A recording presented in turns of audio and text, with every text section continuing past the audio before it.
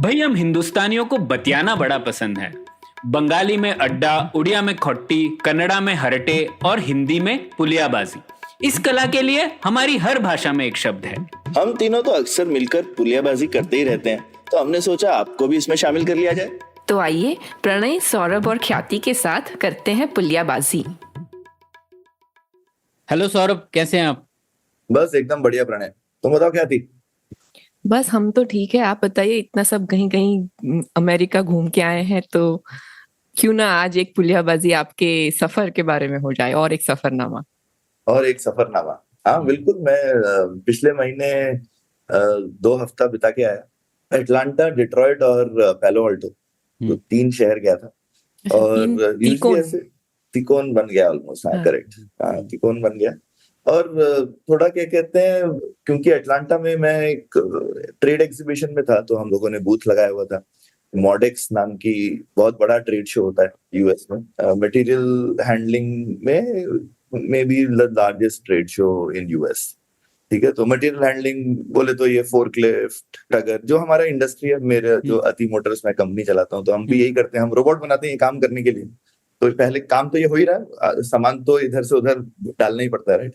तो सामान डलता रहता है, उसकी टेक्नोलॉजी जो है वो इवॉल्व होती रहती है समय के साथ साथ, या सामान की फ्रीक्वेंसी, नीड्स, ये सब चेंज होती रहती है। जैसे जैसे हम सब लोग आजकल अमेज़न पे फटाफट सोचते हैं, अब हमको अभी ऑर्डर किया, सुबह ही सामान आ जाए, शाम तक सामान आ जाए, तो एक ये चीज है हमारी एज ए कंज्यूमर, वो कितना कुछ पीछे बदल देती है। वेयर हाउस में, फैक्ट्री में, सब जगह उसकी उन चीजों की चीजें बदल रही हैं। उन कंपनियों का ये ट्रेड शो है जो कि इस मटेरियल मूवमेंट की इंडस्ट्री के लिए सामान देती वगैरह। तो उसमें मैं था, और ज्यादा हम शायद उसके बारे में ही बात करेंगे। उसके अलावा ठीक है, डेट्रॉइट में तो हमारा ऑफिस है, तो मैं वहां गया था। फिर पैलो अल्टो में थोड़ा इन्वेस्टर्स वगैरह से मिलने के लिए। अच्छा, डेट्रॉइट में आपका ऑफिस। अच्छा, डेट्रॉइट पर आते हैं, पर पहले ठीक है अटलांटा के बारे में जान लेते हैं। पहला पड़ाव अटलांटा। ये वैसे मुझे एलेक्सी टोक्विल जैसा लग रहा है सौरभ। तो उन्होंने लिखा था डेमोक्रेसी इन अमेरिका, आप लिख दो new age industry in America. तो क्या अटलांटा में आपने क्या देखा? वैसे मॉडेक्स का फुल फॉर्म क्या है? कुछ है क्या फुल फॉर्म? आई थिंक कुछ एक्स यूजुअली एग्जीबिशन के लिए होता है, तो वो एमओडी कुछ होगा मेरे ख्याल से, मटेरियल एंड समथिंग। और ये कभी कभी एग्जीबिशन पहले बनती किसी चीज के लिए है, ओवर टाइम इवॉल्व भी हो जाती हैं, पर उनका एक ब्रांड नेम बन जाता है एग्जीबिशंस का। But generally I am guessing कि एक्स तो एग्जीबिशन होगा, और एमओडी से कुछ एम तो मटेरियल होगा, और बाकी मुझे मालूम नहीं। अच्छा, ठीक है। तो आपने क्या देखा अटलांटा में? आपके क्या ऑब्जर्वेशंस रहे? तो अच्छा, एक तो अटलांटा एक इंटरेस्टिंग शहर भी है। यूजुअली हम हिंदुस्तान से जाते हैं तो या तो न्यूयॉर्क, सैन फ्रांसिस्को, कोस्टल इधर उधर वाले शहर में, ये साउथ ईस्ट में है, ये कोस्टल भी नहीं है, थोड़ा सा अंदर है। लेकिन अटलांटा का एयरपोर्ट शायद यूएस का one of the largest airport है। हाँ। ठीक है, वो मतलब वहां पे टर्मिनल एफ तक था। ठीक है, ABCDEF। तो ह्यूज सोचो कि मतलब इतना बड़ा एयरपोर्ट क्यों है। Atlanta by the way Coca Cola का हेडक्वार्टर है, सबसे ज्यादा उसी के लिए फेमस है कि वहां पे कोका कोला का हेडक्वार्टर है। और 96 के ओलंपिक्स भी हुए थी। हाँ बिल्कुल बिल्कुल, एक बार ये 2 चीजें मैंने भी सुनी थी। तो पहली बार मैं शहर में तो पहली बार गया, तो वो शहर तो टिपिकल जैसे अमेरिका के मिडवेस्ट के शहर होते हैं, खुले खुले जगह है खूब।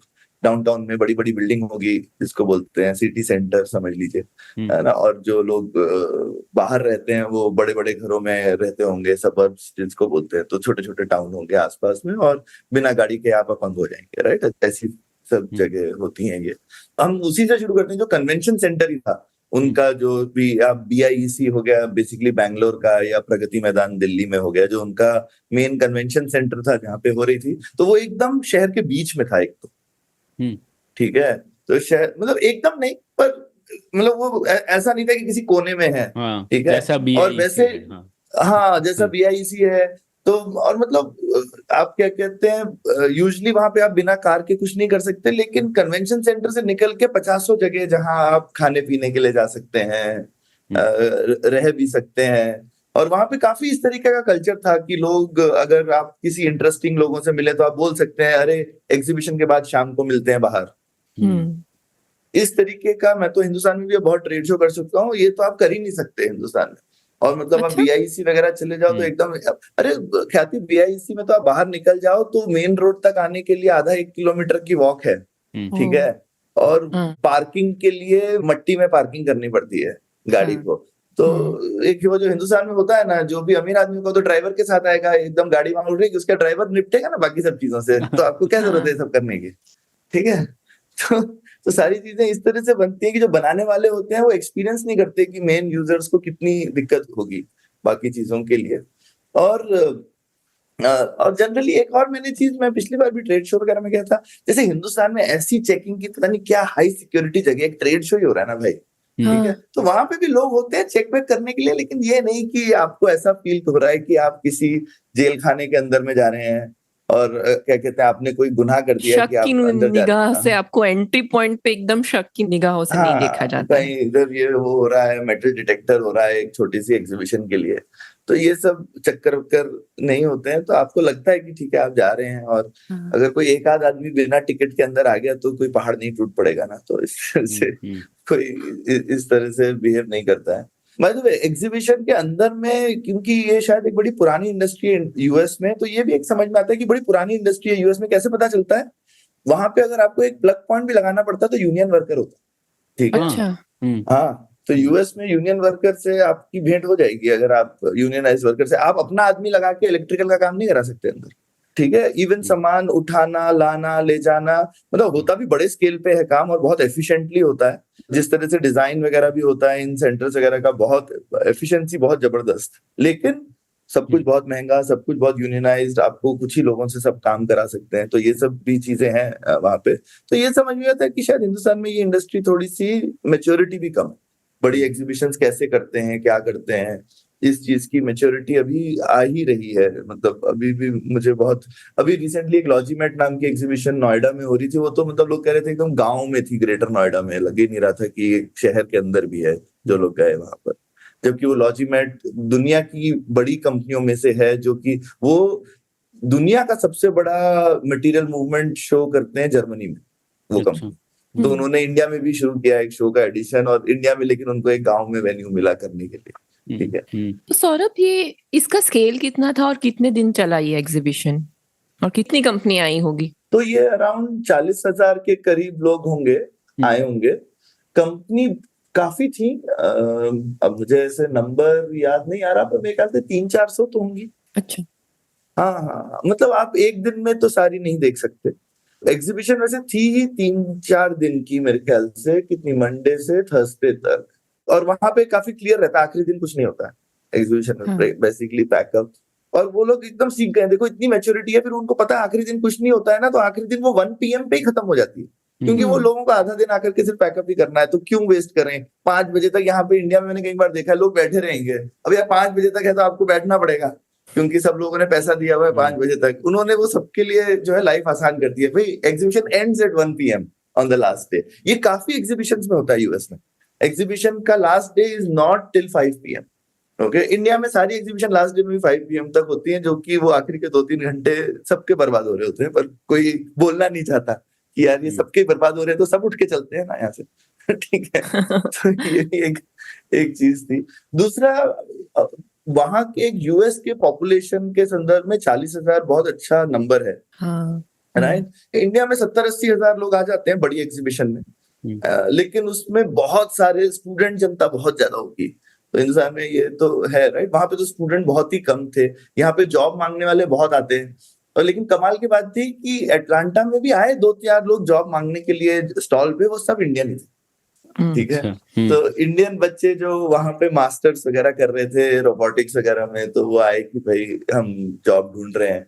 तो एक चीज है, रोबोटिक्स में जैसी चीज में भी यूएस में भी अभी नए जॉब्स में, जैसे हमको इंडिया में दिखता रहता है इंजीनियरिंग में थोड़ी सी दिक्कत हो रही है, वो दिक्कत यूएस में भी हो रही है। इतना आसान नहीं है नए व्यक्ति के लिए जॉब मिलना, ठीक है। और हिंदुस्तानी बच्चों को शायद उनका वीजा वगैरह को लेकर भी दिक्कत रहती होगी, तो उनको उसमें भी दिक्कत हो रही होगी। पर आए 2-4 बच्चे आए, सब हिंदुस्तानी थे। लेकिन सौरभ, पर जो ये एग्जीबिशंस होती हैं उसका फायदा क्या होता है? आप क्यों गए इतनी दूर, यहाँ से वहां तक, अटलांटा जैसे शहर में? क्या फायदा होता है? धंधे के खातिर भाई।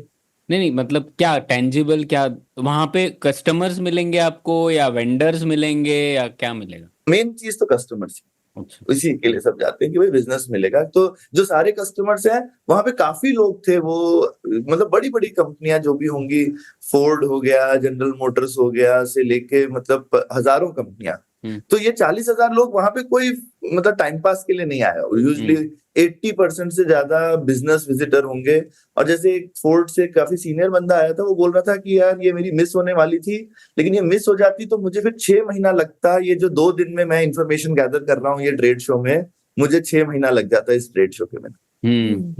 ठीक है, तो वो अपने लिए वेंडर्स ढूंढ रहा है उसके जो काम है उसके लिए। और उसके बाद में वो क्या कहते हैं आगे का प्रोसेस चलाएगा कि उनको शॉर्टलिस्ट करेगा, देखेगा कि कौन सी जगह कौन सा फिट होता है, डेमोज ऑर्गेनाइज करेगा, फिर पायलट्स करेगा, फिर बोलेगा अच्छा हाँ अब मैं ये वाला सिस्टम खरीदूंगा।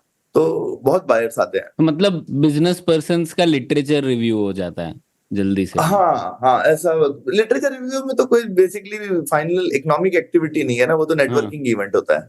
ठीक है, आपस में ये तो एक्चुअली इकोनॉमिक एक्टिविटी है ना। यहाँ पे तो people don't go just for meeting each other. आप एक्चुअली देख रहे हो कि मार्केट में नया क्या आया है और नहीं, लोग क्या कर नया ना भी हो, आप एग्जिस्टिंग वेंडर से मैं ही इतने लोगों से जाके, तो वो नेटवर्किंग वाला पार्ट भी हो जाता है, but networking is the side effect I would say.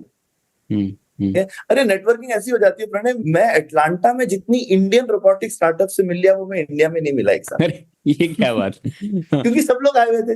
हाँ करेक्ट, सब लोग वहां पर आए। ठीक है, सब आए हुए थे, तो ढूंढते ढूंढते हमने बूथ लगाया था। सबने बूथ नहीं लगाया हुआ था, बूथ 1-2 लोगों ने लगाया हुआ था ज्यादा, पर देखने बहुत लोग आए थे कि और क्या चल रहा है मार्केट में। जो ख्याति ने बोला इसलिए मुझे दिमाग में आया, क्या कि लोग आते हैं देखने की नया क्या चल रहा है, वो देखने भी बहुत लोग आते हैं।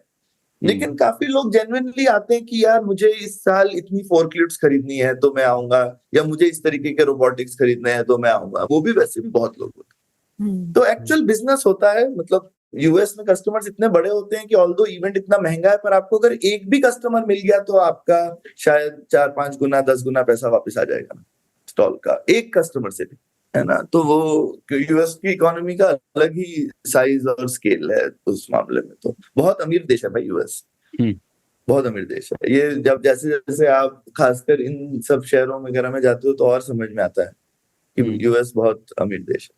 हाँ सही बात। $64,000 पर कैपिटा, वो भी इतने बड़े देश का। मतलब ऐसे कोई लाइखनस्टाइन जैसे देश की बात नहीं कर रहे हम लोग। बहुत बड़ा देश, बहुत बड़ा देश है और बहुत अमीर देश है। पर ये आपने जो पहले बोला वो भी मुझे काफी अचरज लगता है उसमें, कि इतनी जगह है मिडवेस्ट में आप जैसे कह रहे थे, पर उनका हर अमरीकी शहर का जो डाउनटाउन है वो बहुत डेंस रहता है, बड़ी हाई बिल्डिंग्स रहती हैं वगैरह वगैरह।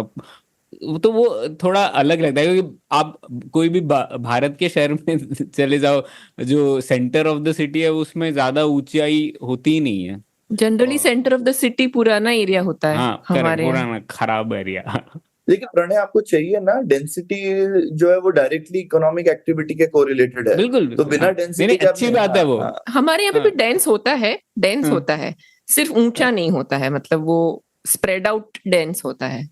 नहीं, पर वो ख्याति आई वुड से डेंस लगता है, पर वहां उतनी इकोनॉमिक एक्टिविटी नहीं हो रही होती है, क्योंकि सब नीचे होते हैं तो आपको लगता है भीड़ बहुत है। लेकिन आप नंबर ऑफ कंपनीज पर स्क्वायर माइल देख लोगे तो बहुत कम होंगी इंडिया में। क्योंकि वहां के वो एक टावर जो होगा वो 100 माले की बिल्डिंग होगी बीच में, तो उस एक ही बिल्डिंग में कितने सारे लोग होंगे भाई। लेकिन इस बार मुझे अटलांटा जैसे शहर में थोड़ा अचरज हुआ, लेकिन प्रणय 1-2 घोस्ट बिल्डिंग्स थी, मतलब एकदम खंडर हुई बिल्डिंग डाउनटाउन एरिया। ठीक है, तो ये वो पोस्ट कोविड का असर, कि कोविड में काफी बिल्डिंग खाली हुई और उसके बाद अभी तक इकोनॉमिक एक्टिविटी वापस आई है, लेकिन ये वर्क फ्रॉम होम और ये सब, या फिर कुछ बिजनेसेस रिलोकेट हो गए वो वापस नहीं आए, ये सब हुआ है। और सारी बिजनेसेस अभी भी जो है वो इन पर्सन नहीं बनी है।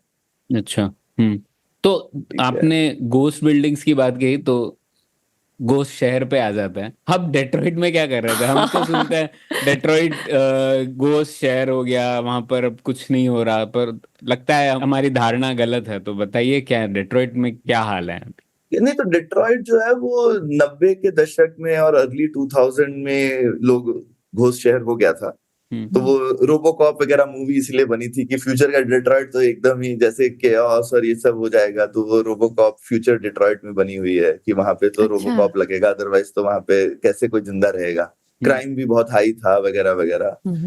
लेकिन आई थिंक 2008-9 के टाइम पीरियड में ओबामा एडमिनिस्ट्रेशन में बहुत ज्यादा पैसा खर्च किया गया डिट्रॉइट को रिवाइव करने के लिए। ठीक है, तो अब ये देखो 15 साल पुरानी बात हो गई, लेकिन उनकी इमेज अभी भी सबके मन में नहीं सुधरी है। हाँ, तो पिछले 15 साल से डिट्रॉइट को रिवाइव, तो अभी डिट्रॉइट डाउनटाउन बहुत अच्छा है, वहां पे सेफ भी लगता है, मैं तो चला भी हूँ। पहले लोग बोलते थे अरे चलोगे तो मतलब कोई ना कोई तो तुमको मार मूर के कुछ ले जाएगा, तुम्हारा फोन घड़ी वड़ी छीन लेगा ये, पर अभी ऐसा बिल्कुल भी नहीं। तो उन्होंने काफी कोशिश करी है और मेहनत करी है डिट्रॉइट को रिवाइव करने के लिए। थोड़ा बहुत अभी भी होगा, क्राइम ऑब्वियसली सिटी के अंदर में ज्यादा होता है, पर डिट्रॉइट के जो सबर्ब्स हैं वो तो काफी बहुत ही ज्यादा वेल ऑफ है। अभी भी बहुत अमीर मेरे हिसाब से सिटी तो है ही डिट्रॉइट, पुराना पैसा भी बहुत है। तो जो डिट्रॉइट का म्यूजियम जो है ना, एग्जाम्पल मैं देता हूँ अमेरिका, ठीक है, तो डिट्रॉइट सिटी बैंकरप्ट हो गई थी, ठीक है, तो डिट्रॉइट सिटी ओन करती थी डिट्रॉइट म्यूजियम, और डिट्रॉइट म्यूजियम में बहुत बढ़िया बढ़िया आर्ट है, ठीक है। तो उनको ऊपर प्रेशर आया कि भाई चलो अब इसको हम बेच लेते हैं, मतलब सिटी बैंकरप्ट हो रही है तो वो अपनी संपत्ति बेचेगी ना, तो वो आर्ट वार्ट बेचने वाले थे। तो डिट्रॉइट के शहर के लोगों ने $1 बिलियन इकट्ठा करके म्यूजियम खरीद लिया सिटी से। सही। ठीक है, $1 बिलियन बैंगलोर का आप समझ लीजिए जितना टोटल रेवेन्यू कलेक्ट करता है शहर। हाँ, हमारे बजट का आधा हिस्सा खुद बैंगलोर से आता है। हाँ, तो वो 8,500 करोड़। हाँ, ठीक है, तो ये लोगों ने इकट्ठे कर लिए पैसे। हाँ, ठीक है, और सरकार को बोला देखो ये आर्ट वार्ट हमारी वो छोड़ो भी मत। घोस्ट शहर वाले लोगों ने। ठीक है, तो ये है अमीरी का आलम, ठीक है। तो और प्राइड भी देखो, अपने सिटी में आर्ट रखनी थी और अपनी सिटी के लिए पैसे खर्च करने थे, राइट। तो वो भी तुम सोचो, राइट। तो जो डिट्रॉइट इंस्टीट्यूट ऑफ आर्ट है वो one of the good museums of US तो है ही। ये वो समाज, सरकार और बाजार की जो हम बातें करते हैं, तो जब समाज को वो चीज अपने लिए इम्पोर्टेंट लगती है तो समाज भी आके उस चीज को संभालने का जिम्मा ले सकता है। ये उसका एक एग्जाम्पल है। यही तो एलेक्सी डी टॉकविल ने बोला था कि अमेरिका में होता है सिविल सोसाइटी और सिविल जबरदस्त है सिविल सोसाइटी अमेरिका की। दूसरी चीज एकदम छोटा सा, अटलांटा में मैं वापस जो जाऊंगा कि बहुत ज्यादा रोबोटिक्स बहुत ही ज्यादा हो गया है। तो वो जो एक आजकल एक हवा भी है रोबोटिक्स की, पर वो दिखी भी कि मटेरियल हैंडलिंग वगैरह में, मतलब बाकी भी लोग थे जो डब्बे बेच रहे हैं, लोग टेप बेच रहे हैं, राइट, ये सब जाके पहिए बेच रहे हैं, लेकिन जो धूम थी वो सब रोबोटिक्स की थी। बहुत बहुत रोबोटिक्स कंपनी, यहाँ पे हम जाते हैं तो हम 1-2 होते हैं, तो सबका नजर हमारे रोबोट पे होता है। हम यहाँ पे कहीं ट्रेड शो में जाते हैं इंडिया में, इस तरीके की जगह पे, तो 4 लोग होंगे हम जैसे, वहां पे हम तो एक भीड़ का हिस्सा थे, खूब बड़ी भीड़ का, ठीक है। तो बहुत बहुत रोबोटिक्स कंपनी, और अब वीसीज भी बहुत आने लगे हैं ट्रेड शो में। वो यूएस के लिए भी नई चीज है।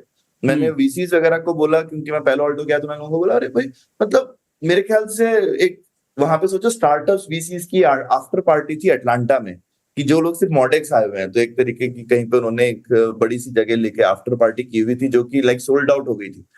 ठीक है, सोल्ड आउट मतलब फ्री की थी, मतलब you have to register, and वो वहां पे मेरे ख्याल से 100 से ज्यादा इन्वेस्टर्स आए हुए थे, जो लोग रोबोटिक्स और इन सब में इंटरेस्टेड थे। तो ये भी एक नई चीज है। यहाँ मेरे ख्याल से हिंदुस्तान में तो मैंने बहुत ही कम देखा है कि इन्वेस्टर्स ट्रेड शो में जाते ही। मैं तो कभी किसी इन्वेस्टर से ट्रेड शो में नहीं मिला हूँ यहाँ पर, मतलब या तो हमारे टाइप के वाले, ये जो मैन्युफैक्चरिंग और मटेरियल हैंडलिंग और ये टाइप के ट्रेड शो तो वहां पे बहुत थे। पर यूएस में भी ये शायद बहुत, ये पिछले 2-4 साल का ट्रेंड है। ऐसा नहीं कि 10 साल पहले भी होता था। ये 10 साल पहले लोग सोचते थे कि यहाँ ट्रेडिशनल कंपनियां जाती हैं, स्टार्टअप्स वगैरह कितनी होंगी वगैरह, तो अब वहां के वीसीज भी ये एरिया में स्टार्टअप्स की देख रहे हैं कि स्टार्टअप्स आ रही हैं, बन रही हैं। मैं पूछना चाहती थी आपको सौरभ कि कुछ एग्जांपल दीजिए ना कि किस प्रकार के रोबोट्स वहां पे थे। मतलब क्या आपने कुछ अलग प्रकार के रोबोट्स देखे? जैसे कि मैंने रिसेंटली एक रोबोट देखा जो ऑलमोस्ट पुलिस वाला काम कर रहा था, मतलब एक पुलिस रोबोट देखा मैंने। तो ऐसे कुछ नए प्रकार के रोबोट्स क्या आ रहे हैं? मतलब मेरे लिए कुछ ऐसा नया, मतलब क्योंकि मैं तो इसी फील्ड का हूँ, तो हम देखते रहते हैं। आपके लिए नया नहीं होगा, हमारे लिए हो सकता है। तो ह्यूमनॉइड प्रोबेबली रोबोट नया होगा लोगों के लिए, क्योंकि लोग सोचते हैं ह्यूमनॉइड, सब लोगों ने वो होंडा, एसिमो और इन सब का नाम सुना होगा, तो वो सिर्फ दिखाने के थे। अभी एक्चुअली काम कर रहे हैं ह्यूमनॉइड। एक कंपनी थी उनका, वो एक रोबोट आता है, ऐसे चलता हुआ डब्बा उठाता है, एक शेल्फ से उठाता है और एक कन्वेयर के ऊपर रख देता है डब्बा, ठीक है। तो इस तरीके की चीज जो थोड़ी पहले सिर्फ डेमो होती थी, वो अब एक्चुअली ट्रायल तो हो रही है। और उनके पास Amazon वेयरहाउस का ट्रायल भी है, इस कंपनी के पास, एजिलिटी रोबोटिक्स नाम की कंपनी। तो ये एक नई चीज है। एक और बोल सकता हूँ जो नई चीज लगेगी, वो रोबोट पहिए वाला ही रोबोट है, चलने वाला, लेकिन वो शेल्फ में जाके शेल्फ पे चढ़ जाएगा और ऊपर जाके डब्बा लेकर आ जाएगा नीचे और फिर बाहर ले आएगा शेल्फ एरिया से। तो 3 डायमेंशंस में चलता है, ये नहीं कि सिर्फ ग्राउंड पे चलता है, वो शेल्फ के ऊपर भी चढ़ जाता है पहियों के साथ में, ठीक है। तो उसकी शेल्फ स्पेशल होती है कि वो इस तरह से समझिए कि वो शेल्फ पास पास में होती है कि दोनों तरफ से उसको दोनों तरफ से पकड़ के ऊपर चढ़ जाता है। हाँ। अच्छा, वाह, ठीक है। वॉल क्लाइंब कर रहा है, मतलब ऐसे 2 साइड से। हाँ, शेल्फ क्लाइंबिंग शेल्फ बोल सकते हैं। तो शेल्फ क्लाइंब करता है, ऊपर से एक प्लास्टिक का डब्बा उठा लेता है और ला करके सामने वाले को दे देता है।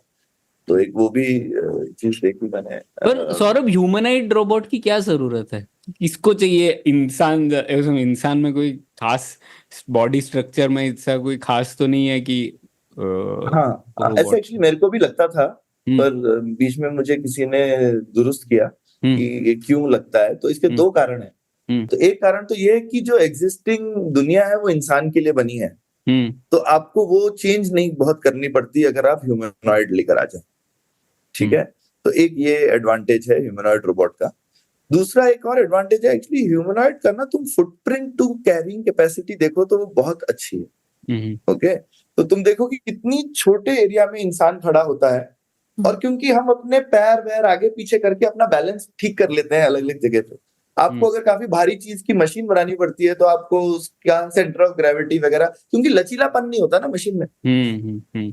इंसान में जो एक लचीलापन होता है उसकी वजह से आपको जैसे भारी चीज होगी तो आप अपने पैर थोड़े से चौड़े कर लोगे, ठीक है, तो आप भारी चीज उठा लोगे। अब रोबोट तो ऐसा नहीं कर पाता यूजुअली, राइट। उसके आपने पहिए बना दिए, अब आप अगर साइड में भारी चीज रख दोगे तो पलट जाएगा, ठीक है।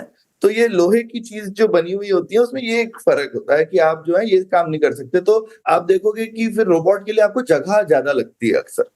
आप छोटी छोटी जगहों के लिए रोबोट बनाने, और वेट अगर खासकर थोड़ा सा हाई पिक करना है तो मुश्किल हो जाती है। वो अभी भी वाले जो है वो इतना कर नहीं रहे हैं, बट ओवर टाइम एक्सपेक्टेशन है कि करेंगे। और अगर आपके पास हाथ हो ठीक सा तो वर्सेटिलिटी तो है ही एक हाथ की, पर आप बोल सकते हो कि भाई पहिए पे घूमो और हाथ से वर्सेटिलिटी कर लो, लेकिन पैरों की भी ये जो पैरों से आपका फुटप्रिंट कम होता है, ठीक है। लेकिन नुकसान भी बड़े हैं। मैं अभी भी फैन नहीं हूँ इतना, मुझे लगता है कि पर्पस बिल्ट रोबोट बनाए तो ज्यादा अच्छा है, क्योंकि खड़े रहने के लिए एनर्जी बहुत कंज्यूम होती है। तो लेकिन अगर आप नॉर्मल रोबोट बनाए, अगर आप काम नहीं कर रहे हैं तो आप एटलीस्ट 0 एनर्जी पे खड़े तो रह सकते हैं ना। 0 तो नहीं होती, कंप्यूट की एनर्जी तो लगती है, पर कंप्यूट की एनर्जी सिर्फ लग रही है, आपको मैकेनिकली बैलेंस करने की एनर्जी नहीं लगानी पड़ रही। अब ऐसे समझो कि साइकिल में स्टैंड नहीं है और आप उसको बैलेंस कर रहे हो पूरा टाइम।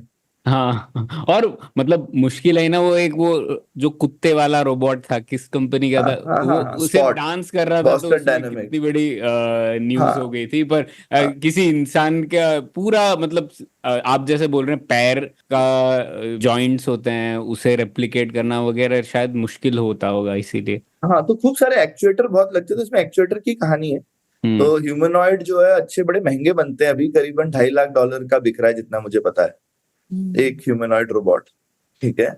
तो क्योंकि उसमें कितने सारे एक्चुएटर होंगे, बहुत ही आपको छोटे और हाई टॉर्क एक्चुएटर्स चाहिए, ठीक है। तो वो उनकी कॉस्ट से बनता है। लेकिन कुत्ते की भी वही कहानी है। अभी सोचो, वो कुत्ता जो था बॉस्टन डायनेमिक्स अराउंड $1 लाख का बना रही थी, है ना। अभी चाइना की एक कंपनी है यूनिट्री, वो $4,500 का देती है। अच्छा, ठीक है। 4.5 वाला शायद उतना अच्छा नहीं है, लेकिन 10,000 वाला उतना ही अच्छा है, ठीक है। तो इतना प्राइस कम हो गया क्योंकि उस कंपनी ने ग्राउंड अप इनोवेशन किया है, खुद के एक्चुएटर्स बनाते हैं वगैरह वगैरह, राइट। तो ऐसा नहीं है कि वो सिर्फ चाइना में बन रहा है इसलिए सस्ता है, ऐसा नहीं। वो कंपनी काफी अच्छी है, उन्होंने पूरी की पूरी इंजीनियरिंग जो है वो ग्राउंड अप करी है उस चीज। अच्छा, आप अटलांटा के बारे में कह रहे थे, तो मतलब डेट्रॉइट तो समझ में आता है क्योंकि ऑटो इंडस्ट्री थी, इसीलिए वो इकोसिस्टम है। पर अटलांटा में मैं सोच रहा था कि यहाँ पे इकोसिस्टम कैसे बना, तो ये जॉर्जिया इंस्टीट्यूट ऑफ टेक्नोलॉजी से जुड़ा होगा क्या, क्योंकि वहाँ पे नहीं नहीं, नहीं, ऐसा बिल्कुल नहीं भी है। नहीं। तो अटलांटा जो है वो, सो यूएस में 2-4 जो है वो लॉजिस्टिक हब्स हैं। हाँ, अटलांटा अटलांटा साउथ ईस्ट का लॉजिस्टिक्स हब है, हम्म, ठीक है। तो इसीलिए एयरपोर्ट भी इतना बड़ा है, हाँ, ठीक है। डेल्टा यूएस की सबसे बड़ी एयरलाइन है, उसका हब जो है वो अटलांटा है। हाँ हाँ, वही मैं याद कर रही थी कि कौन सी एयरलाइन का है, हम्म। पर हाँ डेल्टा का है, करेक्ट। डेल्टा का हब जो है वो अटलांटा है। तो जैसे मिडवेस्ट में शिकागो जो है वो, आप न्यूयॉर्क से कोस्ट टू कोस्ट करना होगा तो शिकागो में इंटरचेंज होगा, तो शिकागो हब है। तो जो बीच के बड़े टाउन आपको दिखेंगे वो ज्यादातर हब्स हैं, इसके लिए वो बड़े टाउन्स हैं। तो ये साउथ ईस्ट का हब है अटलांटा। पर अब वो हब क्यों बना ये मुझे पता नहीं, उसकी कोई ज्योग्राफिकल पॉसिबली वजह होगी जिसकी वजह से वो एक अच्छा हब है, या एक्सीडेंटल। अटलांटा टेक्नोलॉजी और इन सब के लिए नहीं जाना जाता। अब देखो वहां की सबसे फेमस कंपनी कोका कोला है, उसमें कोई टेक्नोलॉजी वाली चीज नहीं, ठीक है। लेकिन ऐसा नहीं वो तुमको, लेकिन यूएस में हर शहर में हाईटेक कंपनीज दिखी जाएंगी क्योंकि ओवरऑल कंट्री में हाईटेक प्रोपोर्शन बहुत ज्यादा है। लेकिन वो कारण नहीं है। जॉर्जिया टेक बहुत अच्छी यूनिवर्सिटी है, बट वो कारण नहीं है। इंडिया में भी कब से बात चल रही थी ना, जैसे कि नागपुर को लॉजिस्टिक्स हब बनाना चाहिए क्योंकि सेंटर में है वगैरह, लेकिन ऐसा होता नहीं। दिल्ली है, नॉर्थ इंडिया का लॉजिस्टिक्स हब दिल्ली है, वेस्टर्न इंडिया का बॉम्बे है, ओके, बॉम्बे ही है, भिवांडी एरिया है वहां का, वो इंडिया का सबसे बड़ा लॉजिस्टिक सेंटर है, ठीक है। और अभी यहाँ साउथ इंडिया का बैंगलोर ही बन रहा है, नीलमंगला वगैरह वगैरह जो एरिया है वो बहुत बड़ा लॉजिस्टिक्स हब है, ठीक है। तो यहाँ पे वो एक शहर थोड़ा सा अच्छा बन जाता है, तो ये एक गरीब देश की पहचान है कि आपका, क्योंकि हर्डल इतना ज्यादा है कोई चीज करने का कि जो चीज थोड़ी सी बड़ी हो जाए उसी पे लगता है उसी को और बड़ा करते जाओ। तो कोई एक कंपनी बड़ी हो जाती है तो वो 40 काम करती है, ठीक है। अभी सेमीकंडक्टर में भी टाटा ही फैक्ट्री लगाएगा, ठीक है। ड्रोन की फैक्ट्री भी बनेगी तो अडानी ही लगाएगा। तो क्योंकि आप एक बार बड़े बन गए तो आपके लिए एक एडिशनल काम करना आसान हो रहा है यहाँ पे। जबकि यूएस में उल्टा होगा, नई कंपनी आके बोलेगी तू 10 काम कर रहा है, मैं एक काम करके तेरा बम्बू बजा दूंगा एक काम में, ठीक है। तो I will have much better thing. लेकिन यहाँ पर ऐसा नहीं है क्योंकि हर्डल इतना ज्यादा है, आपके ओवरहेड्स इतने ज्यादा है कि आप वो ओवरहेड, एक काम के लिए ओवरहेड बहुत हाई है, फिर आप बहुत सारे काम करोगे तो वो ओवरहेड मैनेजेबल लगेगा। तो यूएस में भी ऐसा ही है। ये बहुत इंटरेस्टिंग बात कही आपने। तो एक्चुअली हमारे यहाँ छोटी कंपनियों के लिए ज्यादा मुश्किल है एक तरीके से ये सब चीजों को सॉल्व करना, और आप थोड़े बड़े हो जाते हो फिर फायदा हो जाता है आपको। और छोटे शहरों के लिए भी वो भी कैसे compete करें बड़े शहरों के साथ, ये हर चीज में है। लोग सिर्फ कंपनियों का तो बहुत कॉमन है ख्याति, ये चीज ये बाकी लोग भी बोलते हैं, लेकिन आई थिंक वो शहरों के साथ भी शामिल है कि छोटा शहर कैसे compete करे बड़े शहर के साथ जब सभी कुछ इतना मुश्किल है। तो और ऑटोनॉमी भी कम है, वो क्रिएटिव भी नहीं हो सकते, पैसा भी नहीं है, लेकिन कर भी ले तो इतनी दिक्कतें हैं इंडिया में कि कैसे ही आप कुछ कर ही नहीं पाएंगे। एंटरप्रेन्योर को इतनी मगजमारी हो जाती है तो ब्यूरोक्रेट तो क्या ही करेंगे ना बेचारे। एंटरप्रेन्योर तो अपने लिए काम कर रहा है। हाँ, वो तो फिर भी चलो कुछ ना कुछ उनका काम ही है मुश्किलों में काम करना। और एक दूसरी बात जो आपने बोला वीसीज के बारे में, तो जैसा कि आपने वो स्टार्टअप वाले हमारे एक अंक में बताया था कि वीसीज इन्वेस्ट तभी करेंगे जब उनको बहुत ज्यादा गेन दिख रहा होगा, है ना, 100x का एक किसी कंपनी का होगा। तो आप कह रहे हैं ये पहले मैन्युफैक्चरिंग इंडस्ट्रीज में उस तरीके का गेन नहीं दिख रहा होगा उनको कि हॉकी स्टिक कर्व होगा उनके ग्रोथ में, इसीलिए वो इन्वेस्ट नहीं कर रहे होंगे। लेकिन आप कह रहे हैं 2-3 सालों से हो रहा है, तो क्या बदला है इसमें? रोबोटिक्स क्योंकि टेक्नोलॉजी से रिलेटेड है इसलिए वीसी लोगों का दृष्टिकोण बदल रहा है, या क्या हो सकता है कारण? हाँ बिल्कुल, हाँ टेक्नोलॉजी तो, क्योंकि वीसीज को यूजुअली टेक होना ही चाहिए क्योंकि लेवरेज आपको टेक से ही मिलता है ना। तो टेक जो है वो मल्टीप्लाई हो जाएगा बहुत ज्यादा। तो आपको उससे दिख सकता है कि आपको एक एडवांटेज मिल रहा है कि एक छोटी सी कंपनी बहुत जल्दी बड़ी हो सकती है क्योंकि टेक्नोलॉजी की बदौलत हो रही है ना। तो ये एक बड़ा रीजन है ही वीसीज इन चीजों में आएंगे अगर ये पुराने एरिया भी हाईटेक हो रहे हैं ओवर टाइम। सॉफ्टवेयर में इतनी ज्यादा कंपनियां आ गई है ना कि जो कॉम्पिटिटिव एडवांटेज है वो फिर इरोड भी हो जाता है अनलेस कि कोई नया ब्रेक थ्रू आए या कुछ हो। तो अभी बीच में तो ऐसा जोक ही हो गया था कि भाई कंपनियों के जो पैसा रेज करती हैं वो आधा एडवर्टीजमेंट में चला जाता है और आधा क्लाउड वाले ले जाते हैं, बीच में कुछ बचता ही नहीं है। तो उन दोनों के पास में मोनोपोलिस्टिक प्राइसिंग पावर है, तो सैस कंपनी बाकी कहाँ से पैसा बनाए? तो लोग सोचते थे सॉफ्टवेयर बहुत हाई मार्जिन है, फाइनली लोगों को पता चला कि सैस सॉफ्टवेयर में ये दो बड़े बैठे हैं आपका पैसा खाने के लिए।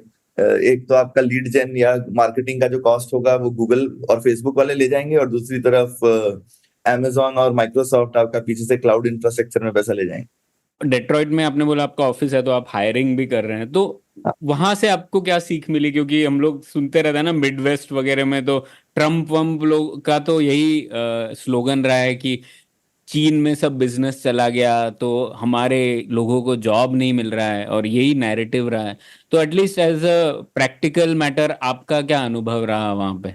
प्रैक्टिकली तो यार यूएस में हर जगह एक चीज दिखती है, और मेरे को काफी लोग जैसे जब लोग बोलते रहते हैं कि यूएस में रिसेशन आने वाला है आने वाला है, तो बोलते ही रहते हैं ना लोग हमेशा। तो मैं हमेशा मतलब मैं तो देख चुका हूँ 2-4 रिसेशन, ये उम्र तक आदमी देख लेता है। तो कभी भी मैंने ऐसा रिसेशन नहीं देखा जहां पे इतनी ज्यादा पीपल वांटेड के साइन लगे। ठीक है, यूजुअली अनएम्प्लॉयमेंट हो जाएगा पहले, लेकिन यूएस में लोग ही नहीं है भाई काम करने के लिए। ठीक है, हर जगह रेस्टोरेंट से लेके मतलब सिंपल जो चीजें हैं रेस्टोरेंट वगैरह में, मतलब लोग जो है वो मान लो आपके पास में 25 टेबल है तो वो कहेंगे यार हम 15 टेबल ही एक्टिव है क्योंकि हमारे पास लोग नहीं है, बाकी वो सोचो इंफ्रास्ट्रक्चर भी है, टेबल लगे हुए हैं, लेकिन उनके ऊपर वो बोल देंगे कि नॉट एक्टिव या we can't serve because we don't have enough people. ठीक है, तो लोग हैं ही नहीं, क्या कहते हैं। पर ये प्रॉब्लम क्या वर्किंग क्लास के लोग नहीं है या कम है कि रिलेटेड है, कि लोग ये काम नहीं करना चाहते हैं रिलेटेड है? क्योंकि मैं देखती हूँ सिंगापुर में भी ये इस प्रकार का एक है, बहुत सारे बिजनेस ये कंप्लेन करते हैं कि हमें खास करके रेस्टोरेंट वगैरह को ये दिक्कत रहती है। तो यहाँ पे आप देखोगे बहुत ज्यादा ऑटोमेशन बढ़ने लगा है हर जगह की, मतलब सर्विंग के लिए भी आपको रोबोट वगैरह कहीं कहीं पे यूज होने जरूरत पड़ेगी। हाँ, क्योंकि यहाँ के लोग तो नहीं काम करना चाहते हैं, जो बाहर से आएंगे माइग्रेंट लेबरर्स वो काम करेंगे, पर वो भी उनको भी महंगा पड़ेगा। इस चक्कर में थोड़ा सा ये है। बट यूएस में क्या मामला है कि वहां के लोग नहीं करना चाहते? पूरी दुनिया में सेम है ख्याति, आई थिंक ये काम भी एस्पिरेशनल तो किसी के लिए भी नहीं है। हाँ। है ना, तो जहाँ पे भी बहुत सोचना नहीं पड़ रहा है, बेसिकली कॉग्निटिव इनपुट कम है, तो फिर लोग बोलते हैं कि ये काम क्यों करूं मैं, इंसान बना है एक दिन में 100 चीज करने के लिए, एक चीज 100 बार करने के लिए नहीं, है ना। जनरली मैं तो यही मानता हूँ। तो इस तरह से, लेकिन आप दूसरे काम भी करते हैं क्योंकि आपको करने पड़ते हैं, लेकिन अगर आपके पास चॉइस होगी तो शायद आप नहीं करेंगे ना। कोई भी काम बार बार करना पड़ता है तो आप सोचते हैं कि ये कोई मशीन कर दे तो अच्छा है। मशीनी, हम दिमाग में सोचते ही ऐसे है ना कि मशीनी काम का मतलब क्या है, मशीनी काम वो है जो बार बार एक ही चीज बार बार करनी पड़ती है। ठीक है, तो इंसान क्यों मशीनों जैसे काम करे अगर मशीन है। पर लेकिन ये है कि अगर लोग होते हैं तो लोग करना चाहते हैं काम। अब ये भी है कि देश इतने अमीर हैं, पर ऐसा भी नहीं है ना यूएस में कि लोग सिर्फ घर बैठ के खा रहे हैं, ये ऐसा कुछ रिपब्लिकन ऐसा बोलते हैं, पर लोग ही नहीं है, तो एक डेमोग्राफिक का भी प्रॉब्लम है। तो वो, और आपको हिंदुस्तान में बहुत आसानी से दिख जाएगा। हिंदुस्तान में आप बस नजर दौड़ाएंगे किसी शहर में तो आपको बहुत बच्चे और यंग लोग दिखेंगे, लेकिन यूएस में तो आपको बहुत ही कम बच्चे और बहुत ही कम यंग लोग दिखेंगे। ठीक है, खासकर ट्रेड शो के अंदर में तो बहुत ही कम। और इसमें मैं वहां रेस का भी बड़ा रहता है, श्वेत अश्वेत का बहुत चक्कर है यूएस में। तो मतलब अटलांटा में काफी लोग हैं, काले लोग काफी हैं, लेकिन आप एग्जीबिशन हॉल के अंदर में बड़े कम देखेंगे। हाँ, वो डिवाइड है, में नहीं है वो रेशियल डिवाइड। रेशियल डिवाइड है। आपको डिट्रॉइट में आपको डाउनटाउन में बहुत दिखेंगे, लेकिन सबर्ब में नहीं दिखेंगे। और दूसरी भी चीज देखिए, छोटे बच्चों के साथ में दिखेंगे आपको डाउनटाउन में लोग, लेकिन ज्यादातर जो गोरे लोग हैं वो उनकी उम्र ज्यादा दिखेगी, बच्चे कम बच्चे दिखेंगे उनके साथ। ठीक है, तो ये सब डिवाइड आपको यूएस में दिखेगा। दूसरा इसमें मैं, क्योंकि वहां पे एक सप्लाई चेन का ये था, मैं क्विकली एक सप्लाई चेन का एग्जांपल भी देना चाहता था, क्योंकि हम ग्लोबल सप्लाई चेन की बहुत बात कर चुके हैं। तो मेरे पास एक कॉन्क्रीट एग्जांपल वहां पे आया जो मुझे लगा कुछ लोगों को इंटरेस्टिंग लग सकता है कि कैसे ग्लोबल सप्लाई, क्या चीज कहाँ हो रही है आजकल दुनिया में। ठीक है, तो एक सिंपल सर्वर रैक सोचिए। सर्वर रैक क्या होता है? कंप्यूटर, आपने खूब बड़ा डेटा सेंटर बनाया तो आपको खूब सारे सर्वर जो है वो रैक्स पे रखने पड़ेंगे। ठीक है, अब देखिए ये चीज भी कैसे हाईटेक होती जा रही है। तो अब पहले जो है, जो आपके पास मशीन होगी, लैपटॉप होगा या डेस्कटॉप होगा, उसमें हर मशीन पर एक एसएमपीएस होता है, यानी पावर सप्लाई। ठीक है, तो आप एसी लेते हो, वहां पे वो अंदर डीसी बनाता है और हर चीज को अंदर डीसी दे देता है। ठीक है, अब लोगों ने फिर दिमाग लगाया कि भैया ये हर जगह हम ऐसा क्यों कर रहे हैं, जब फिर जो सर्वर रैक होते हैं, ये गूगल ने पहली बार पावर आर्किटेक्चर बनाया था कि भाई एक ही जगह डीसी बना लो और उसके बाद पूरे सर्वर रैक्स में डीसी भेजो। आपको हर जगह एसी डाल के फिर हर जगह एसी डीसी काहे कर रहे हो, उससे आपकी हीटिंग वीटिंग कितनी कम हो जाएगी, और सबसे ज्यादा खर्चा, काफी बड़ा खर्चा रादर कूलिंग का होता है। कूलिंग, जैसे जीपीयू सर्वर रैक्स में जीपीयू, क्योंकि लोग एआई के लिए यूज कर रहे हैं, उसमें कूलिंग का बहुत बड़ा कॉस्ट है, और नई नई टेक आ रही है उसमें कि कूलिंग बेहतर कर सके। बिल्कुल। तो अगर आप एक वहां पे पावर सप्लाई लगा दो तो उसकी अलग हीट, और पावर एफिशिएंसी भी खराब, आप छोटी छोटी इतनी लगा रहे हो, इससे अच्छा एक ही जगह बड़ा इन्वर्टर लगा दो। ठीक है, तो ये सोचो, ये सर्वर रैक ही जो है ये काफी सोफिस्टिकेटेड हो गए हैं, ये पावर इंटीग्रेटेड सर्वर रैक्स हैं जिसमें आप मॉनिटर भी कर रहे हो सब चीज को, और वहां कोई लोग भी नहीं है, कुछ खराब हो जाए तो अपने आप ही एक जगह आपको पता चल जाएगा कि ये वाला पॉइंट खराब है, यहाँ पे क्या हुआ है वगैरह। तो अब इस टाइप की चीज जो है, ये रैक बन के जाएगा इंडिया से या चाइना से या साउथ ईस्ट एशिया से, लेकिन अब रैक का वॉल्यूमेट्रिक बहुत होता है, तो उसको ट्रांसपोर्ट करने का खर्चा बहुत लगेगा, तो अब रैक के अलग अलग पीसेस जो है वो फ्लैट करके आप शिप करोगे, ठीक है, यूएस के लिए। अब यूएस में उसको पूरा बनाना भी बड़ा महंगा है, तो वो पहले मेक्सिको जाएगा, वहां पे वेल्डिंग वगैरह के काम होंगे उस पे, ठीक है, उसके बाद वो यूएस जाएगा, फिर फाइनल जो तारे वारे पावर असेंबली फाइनल लग रही है वो अभी भी यूएस में ही होगी फाइनली, ठीक है, उसके बाद वो कस्टमर के पास जाएगा। ठीक है, तो ये देखिए एक सिंपल से रैक का सप्लाई चेन इस तरह से ग्लोबलाइज्ड हुआ है। वैसे सौरभ, वो मेक्सिको वाला एक और कारण हो सकता है मेक्सिको क्यों जुड़ा इसमें, क्योंकि हालिया अमेरिका और चीन में काफी तनाव बढ़ा है, तो उसमें काफी सारे इंपोर्ट टैरिफ्स बढ़ा दिए गए हैं, और रेस्ट्रिक्शन है जनरली, मतलब सिर्फ हाईटेक के लिए नहीं, स्टील के भी टैरिफ्स बढ़ाए थे वगैरह वगैरह। तो मतलब ग्लोबलाइजेशन तो रुकता नहीं है, तो ज्यादातर लोगों ने इसका एनालिसिस किया है कि इंपोर्ट्स, अभी चीन पिछले ही कुछ महीने में चीन से सबसे ज्यादा इंपोर्ट होता था यूएस में, तो चीन is no longer the biggest whatever import supplying country to the US. Mexico has replaced it. पर Mexico's import from China has also increased. तो ज्यादातर इस तरीके की चीज हो रही होगी कि मेक्सिको गो बिटवीन हो गया है उसके। बिल्कुल, लेकिन कुछ एक दो ऑपरेशन भी लोग वहां करते हैं, ऐसा नहीं है कि जीरो होता है, पर एक वेल्डिंग ही हो रही है, बाकी वहां से आ रहा है। ऐसा भी कुछ नहीं है कि चीन में कोई बहुत बड़ा हाई वैल्यू एड काम होके आ रहा है, लेकिन ये है कि क्योंकि आयरन ओर सबसे सस्ता चीन में ही है, तो वो वाला काम वहां पे करना सबसे सस्ता है। ठीक है, तो इस तरह से पाउडर कोटिंग वहां पे कर ली, क्या कहते हैं, मेटल बेंडिंग, ये वो सब वहां पे कर ली, राइट। तो इस तरह से काम चल रहा है। तो ये एक मुझे अच्छा एग्जांपल लगा ग्लोबल सप्लाई चेन किस तरह से। तो यूएस में अभी भी डिस्ट्रीब्यूशन और वेयर हाउसिंग बहुत बड़ा बिजनेस है, क्योंकि वो तो आपको क्लोज टू कस्टमर ही रखना पड़ेगा। ठीक है, दूसरी चीज एक तो और दिखी मुझे कि कुछ कुछ मैन्युफैक्चरिंग भी जो है वो ट्रांसपोर्ट एक बड़ा फैक्टर है। तो जैसे इंजेक्शन मोल्डिंग अभी भी सब यूएस में ही होती है, बहुत ज्यादा बाहर से नहीं आती है, क्योंकि आपको प्लास्टिक्स को क्यों, उसमें कितना ही लेबर लग रहा है ना, वो आप लोकली कर सकते हो, आपको क्या जरूरत है करने की बाहर, तो वो काफी होती है वहां पे। फर्नीचर अभी भी यूएस में बहुत बनता है, क्योंकि उसमें आपको अभी वहां पे तो सारी फर्नीचर जो है वो इंडस्ट्रियलाइज्ड है, इंडिया जैसे नहीं होता ना, वहां पे फैक्ट्री में ही बनता है सब कुछ। ठीक है, लेकिन कंज्यूमर बिजनेस है, बहुत क्विक टर्न अराउंड टाइम्स होते हैं, इन्वेंट्री आप बहुत लंबी नहीं रख सकते, तो ये बिजनेस अभी भी यूएस में ही है। तो यूएस में अभी भी मतलब यूएस में सब चली गई बोल के इंडिया की जीडीपी के बराबर का मैन्युफैक्चरिंग है भाई वहां। ठीक है, इंडिया की पूरी जीडीपी के बराबर का ना, कोई $2.5 ट्रिलियन की मैन्युफैक्चरिंग होती है यूएस में। ठीक है, तो ये सब है।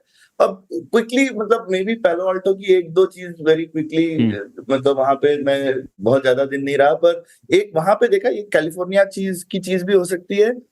ऑलमोस्ट कोई ऑफिस ऐसा नहीं था जहां 3 days a week से ज्यादा लोग आते थे। तो इवन जब लोग आ रहे हैं ऑफिस में तो 5 days a week बहुत रेयर हो गया। एक ये चीज थी।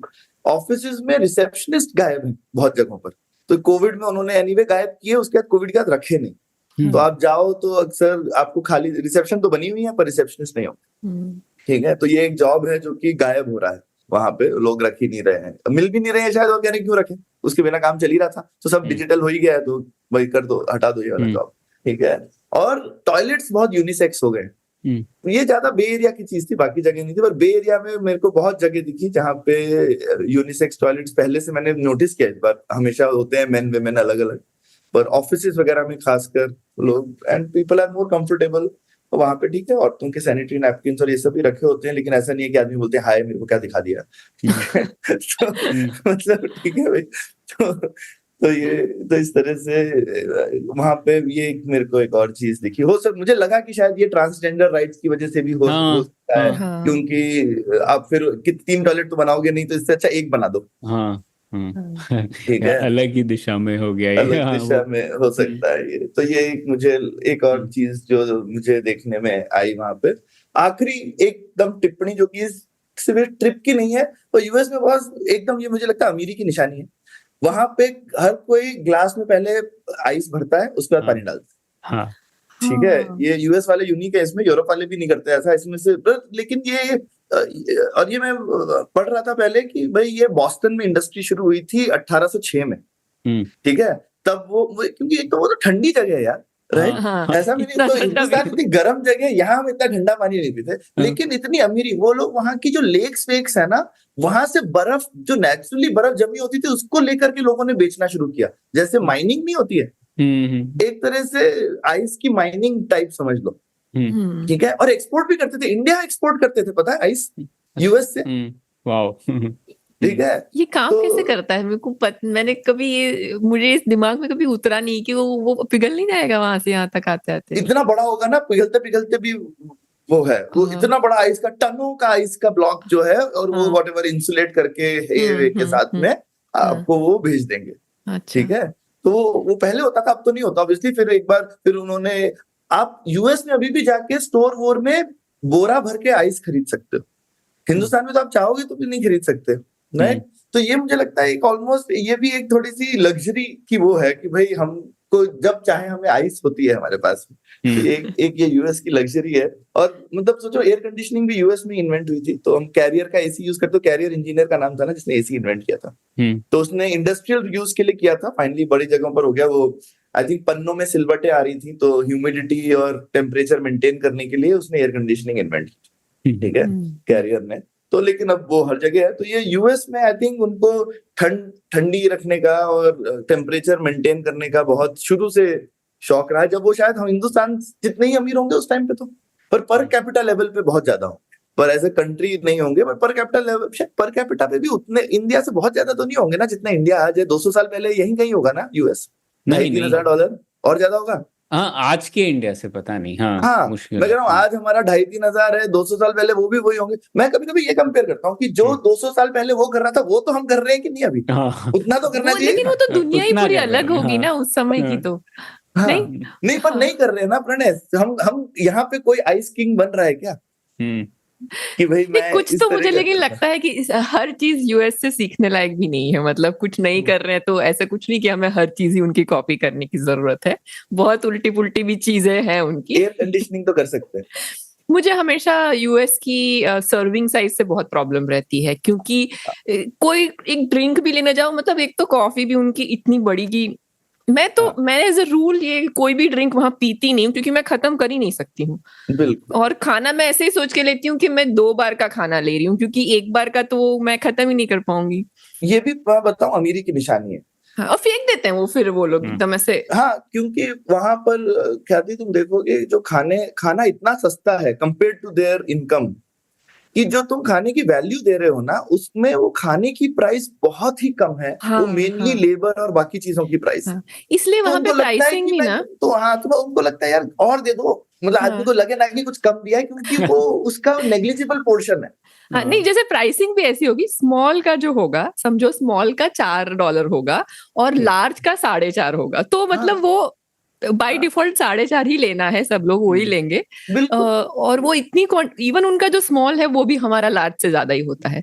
वो भी ये अमीरी की ही है। तो थोड़ा मार्केटिंग का भी एक रहता है, वो जानबूझ के प्राइसिंग ऐसी है। नहीं, ऐसा नहीं, मैं कह रहा हूँ कि वो परसेंटेज का चक्कर है वो। क्योंकि वो खाना इतना सस्ता है ख्याति, पे जो एक्चुअल खाने का जो इनपुट है वो बहुत ही कम है। हाँ, सही बात है। इसलिए उनका मेन कॉस्ट तो उतना ही रहना है, तो वही पे बेचो, सिंपल। सही है।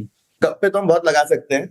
नहीं, अंत में मैं सौरभ यही पूछना चाहता था, थोड़ा परसेप्शन की बात है। हम लोग डेटा तो नहीं है हमारे पास, लेकिन जैसा हम लोग पढ़ रहे हैं कि अमेरिका में काफी नेगेटिविटी आ गई है, या फिर कि मतलब और एक डर भी है चीन हमसे ज्यादा पावरफुल हो जाएगा वगैरह, तो आपको एटलीस्ट इस बिजनेस सेक्टर में और आपके इंडस्ट्री में किस तरीके का माहौल लगा, मूड लगा कि नया करेंगे हम लोग, नया इंडस्ट्री मैन्युफैक्चरिंग पावर फिर से हासिल करेंगे, या लगा कि यार कुछ हो नहीं सकता है यहाँ पे? कैसे लगा आपको?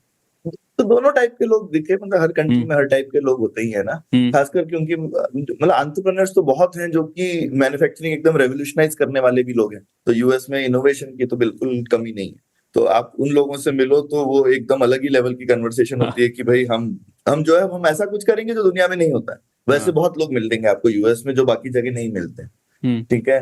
लेकिन आम जनता, बाकी लोगों से बात करो जो कि इस सेक्टर में नहीं जुड़े होंगे या इससे बाहर होंगे, तो काफी लोगों को जो है रहता है कि यार ये लिबरल लोगों ने, मिडवेस्ट में मैं काफी हूँ तो वो लिबरल लोगों को बड़ी गाली देते हैं कि इन लोगों ने हमारे देश को जो है देश की वाट लगा दी है, ये लोग क्या कर रहे हैं, ठीक है। कैलिफोर्निया में आप जाएंगे तो वो बोलेंगे कि ये साले ट्रम्प वालों ने हमारी जो है वाट लगा दी है कंट्री की। तो वहां पे ये डिवाइड काफी बड़ा है रिपब्लिकन और लिबरल्स का, आपस में दोनों की बनती कम है। लेकिन अभी वैसे भी काफी लिबरल दिखे जो थोड़े वोक टाइप है, एक नई जो चीज है यूएस की, वो वोक वाले लोग वो एक अलग ही लेवल के हैं। तो वो क्योंकि खासकर सैन फ्रांसिस्को में तो बड़ा ही एपिडेमिक टाइप आया हुआ है होमलेसनेस वगैरह का, क्योंकि उन्होंने क्या लॉ बना दिया कि अगर आप कुछ $800-900 से कम की चोरी करें तो आपको अलाउड है, ऑलमोस्ट आप पे कार्रवाई नहीं होगी। तो फिर तो आपने केओस मचा दिया ना, ठीक है।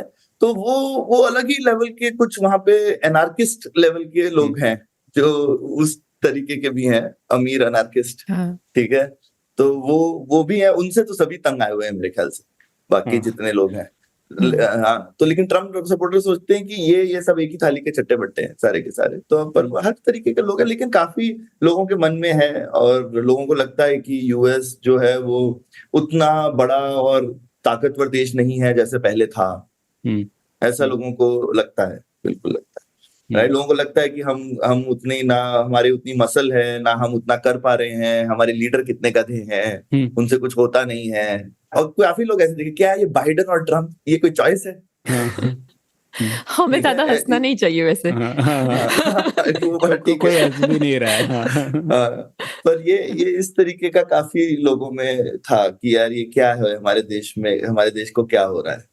ठीक है सौरभ, तो वैसे हम लोगों ने सोचा था ये सफरनामा छोटा रखेंगे, लेकिन इतनी दिलचस्प बातें हो गई कि तकरीबन 1 घंटे बात कर ली हमने। तो अगले एपिसोड में, हाँ, जब आप लोग और किसी जगह जाएंगे तो एक और सफरनामा करेंगे, लेकिन तब तक के लिए शुक्रिया। उम्मीद है आपको भी मजा आया। यह पॉडकास्ट संभव हो पाया है तक्षशिला इंस्टीट्यूशन के सपोर्ट के कारण।